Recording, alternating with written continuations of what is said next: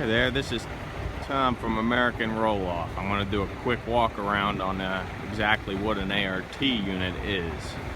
A lot of people are unfamiliar with this unit. This is on this truck a 24-foot, 75,000 pound hoist. And as you can see, this is set up kind of for the Midwest here with a couple of drop axles on it. If you notice, the ART does not have a outside cylinder on it. Everything is inside the frame rails. That lets you do whatever you need to do on the outsides, which is necessary with all the emissions equipment and fuel tanks and everything else that all the manufacturers are trying to stuff onto the sides of these things.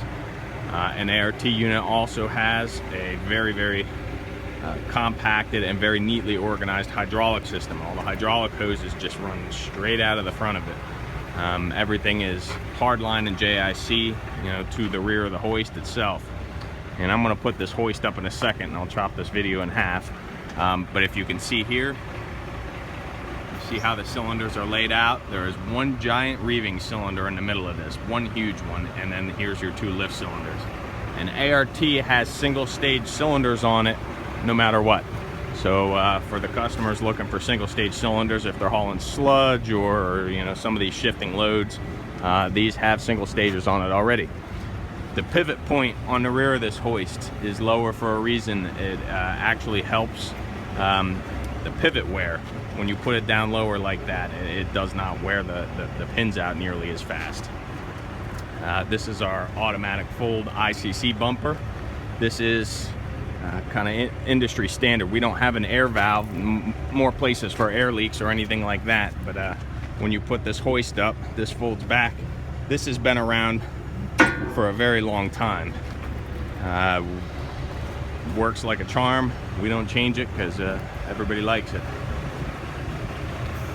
Locks on the front of these, standard locks. These are fixed locks, and when it comes to locks, the simpler the better. When you start messing with it, you get fancy with them, guys break them constantly. We have the big sheave in the front of this. This is not the little bitty guy, this is the big one. That's why it's tilted on an angle like that. And all of our hoists come with standard domestic 7/8 improved cable and swivel hooks. And we don't use the cheap imported cables. We all know what happens when you use the imported cable stuff. We also use the good rubber lines. Now these are painted here so they look shiny, but they're actually not shiny from when we make them.